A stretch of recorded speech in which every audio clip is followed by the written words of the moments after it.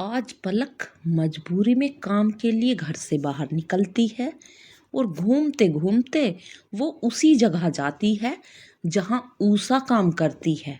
लेकिन पलक को इसके बारे में कुछ पता नहीं था। पलक वॉचमैन को बोलती है कि मुझे पानी मिलेगा, और तभी एक बड़ी सी कार गेट तक आती है। पलक पीछे मुड़कर देखती है तो एक लड़का गाड़ी चला रहा होता है। तब तक वॉचमैन आता है और पलक को साइड हटने के लिए बोलता है, और कार अंदर चली जाती है। वॉचमैन पलक को जाने के लिए बोलता है। फिर पलक चली जाती है और सोचती है कि अगर ऊषा के वहाँ काम न मिल पाया तो मैं यहाँ भी ट्राई कर सकती हूँ। यहाँ का वॉचमैन भी अच्छा है, कितनी अच्छी तरह से बात करता है। पिछली बार भी इसने मेरी मदद की थी। और पलक पूरा दिन ऐसे ही घूमते हुए दिन बिता देती है और घर चली जाती है और ऊषा का वेट करती है। थोड़ी देर में ऊषा आती है और कुछ बोलने वाली होती है तो उससे पहले पलक बोल पड़ती है कि मैं आज घर पर नहीं बैठी रही, बाहर भी गई और खा भी लिया था। ऊषा ये सुनकर हंसने लगती है और ऊषा को देखकर पलक भी हंसने लगती है। दोनों ऐसे ही हंसते हुए खाना खाते हैं। तभी ऊषा बोलती है, जो मैं बोलने वाली थी वो तो बोलने देती, लेकिन तू तो बस अपने में ही रहती है। पलक बोलती है, हाँ हाँ तू बोल ऊषा। ऊषा उसे बताती है कि मैंने तेरे लिए भी बात कर ली है। बड़े साहब से आज बात करके वॉचमैन और कल तक बता देंगे। तुझे बस कल तक का इंतजार करना पड़ेगा। वॉचमैन बोल रहा था कि बड़े साहब बहुत अच्छे हैं, तुझे ये काम पक्का मिल जाएगा, और वो भी तेरे मुताबिक। ऐसी ही बातें करते हुए दोनों सो जाती हैं। लेकिन जब से पलक गायब हुई है तब से वरुण को नींद और भूख गायब थी। बस उसे पलक का ही ख्याल रहता था। नताशा भी वरुण को समझाती थी। कई बार उसने कोशिश की लेकिन वो नहीं माना।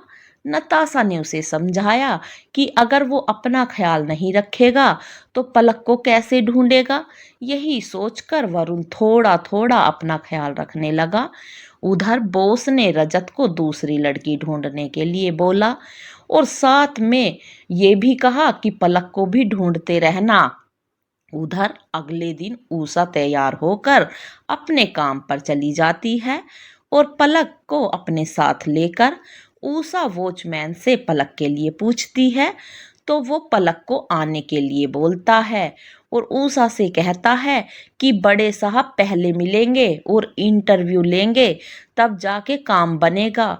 क्योंकि लिखी पढ़ी का काम है तो जांच पड़ताल तो करनी पड़ेगी।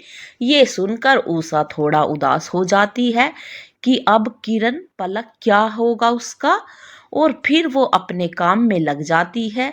ये दिन भी ऐसे ही गुजर जाता है।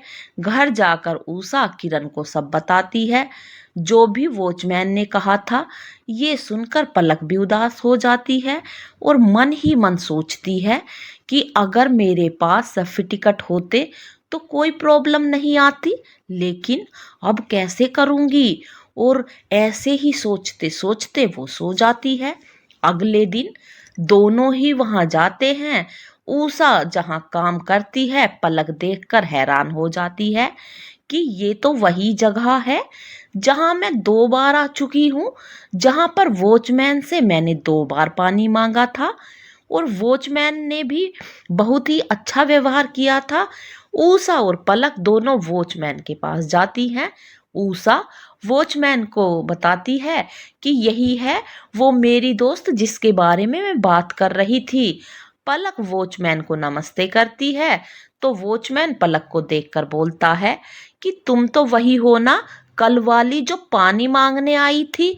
पलक हाँ में सिर हिलाती है तो वॉचमैन बोलता है कि तुमको देखकर लगता तो नहीं तुम लिखी पढ़ी हो, काम कर सकती हो।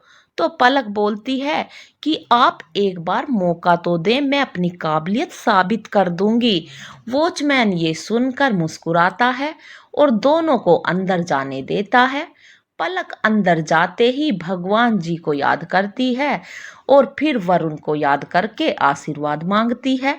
वॉचमैन ऊषा को बोलता है कि वह अपने काम पर जाए और इनको मैं ऑफिस में ले जाता हूँ। बड़े साहब अभी आए नहीं हैं, थोड़ा इंतजार करना पड़ेगा। वो दोनों हाँ में सिर हिलाती हैं। ऊषा अपने काम पर चली जाती है। थोड़ा इंतजार करने के बाद बड़े साहब आते हैं। पलक कल वाली कार देखकर बोलती है कि ये तो कल वाली कार है। अच्छा, ये ही हैं बड़े साहब, कल वॉचमैन यही तो बोल रहा था। पलक सोच रही होती है, पता नहीं बड़े साहब कैसे होंगे, कहीं खड़ूस टाइप तो नहीं होगा, बूढ़ा भी होगा, तभी तो बड़े साहब बोलते हैं उनको। तभी वॉचमैन पलक को आवाज देता है, तो पलक अपने ख्यालों में से बाहर आती है। तो वॉचमैन उसे अंदर जाने के लिए बोलता है और बोलता है कि मैंने बड़े साहब को बता दिया है तुम्हारे बारे में, तुम सही से बताना, ठीक है? तो पलक हाँ में सिर हिलाती है। तो वॉचमैन बोलता है कि चेहरे से दुपट्टा तो हटा लो, ऐसे कैसे बात करोगी? पलक बोलती है कि मैं दुपट्टा नहीं हटा सकती, मैं संभाल लूंगी। और पलक अंदर जाती है और बोलती है, मे आई कम इन सर? ये सुनकर पलक को देखता रह जाता है वॉचमैन। बड़े साहब पलक को अंदर आने के लिए बोलते हैं। जैसे ही पलक बड़े साहब को देखती है तो वो देखती रह जाती है कि ये तो अभी छोटी उम्र का ही लड़का है और कितना सुंदर लड़का है, लेकिन पता नहीं क्यों ये मुझे देखा देखा सा लग रहा है। बड़े साहब पलक को देखता है तो उसे अंदर बैठने के लिए बोलते हैं। पलक तो बेचारी अपने ही ख्यालों में गुम थी, उसे कहाँ कुछ सुनाई देता। फिर से बड़े साहब पलक को आवाज देते हैं, मिस पलक अंदर आइए। तब जाकर पलक को होश आता है और वो सॉरी बोलती है। बड़े साहब पलक को बैठने के लिए इशारा करते हैं। पलक थैंक यू बोल के बैठ जाती है। बैठकर भी पलक का मन बड़े साहब पर ही लगा हुआ था। तभी अचानक पलक को अपना अतीत याद आ जाता है और वो एकदम उदास हो जाती है और बड़े साहब की तरफ देखकर बोलती है कि सर मुझे जॉब की ज़रूरत है। तो बड़े साहब बोलते हैं कि बताइए आपका क्या नाम है। पलक अपना नाम किरण बताती है तो वह उसकी एजुकेशन के बारे में पूछता है। तो किरण सोचती है, बोलती है तो वो 12वीं क्लास तक ही पढ़ी रही है। बड़े साहब बोलते हैं कि तुम ऑफिशियल काम कैसे करोगी, क्योंकि इसके लिए तो काफ़ी एक्सपीरियंस चाहिए होता है, तो आपको ये मैं जॉब कैसे और क्यों दूं? तब पलक इसका जवाब देती है कि सर अगर हम लोग यही सोचेंगे तो हमारी सोच यहीं तक ही सीमित रह गई, तो हम जैसे लोग आगे कैसे बढ़ेंगे?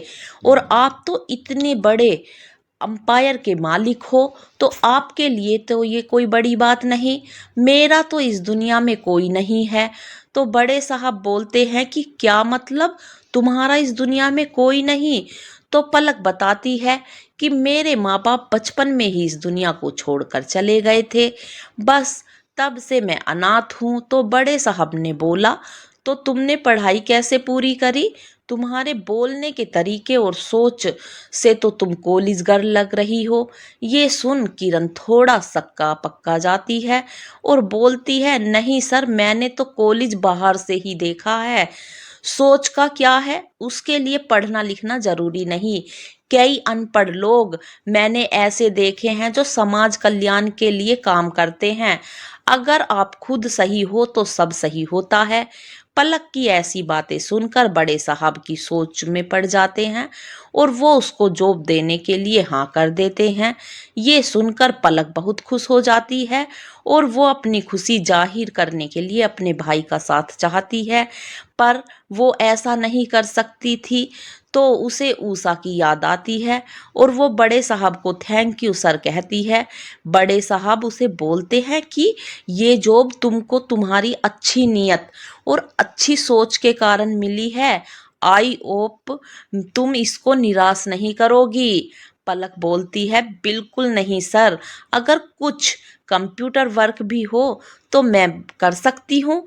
ये सुनकर बड़े साहब फिर से सोच में पड़ जाता है और मन ही मन सोचता है कि जरूर कोई तो बात है इस लड़की में, पूरा चेहरा इसका ढका हुआ है मगर इसकी आंखों में कितना आत्मविश्वास भरा है, देख रहा है कहीं से मुझे झूठ तो नहीं बोल रही, क्योंकि इसे कंप्यूटर भी चलाना आता है। बड़े साहब उससे पूछते हैं कि तुमको कंप्यूटर चलाना कैसे आता है। ये सुनकर पलक सोच में पड़ जाती है और अब क्या बोलूं, तभी वो बोलती है कि सर हमारे एरिया में कंप्यूटर सिखाने के लिए एक संगठन आई थी जो गरीब बच्चों के लिए फ्री में सर्विस दे रही थी, जिसको जिसमें इंटरेस्ट है वो फ्री में सीख रहे थे। मेरा इंटरेस्ट कंप्यूटर में था तो मैंने सीख लिया। बड़े साहब बोलते हैं, बहुत एजुकेटेड हो तुम, चलो अच्छा है कि तुमको कंप्यूटर भी आता है।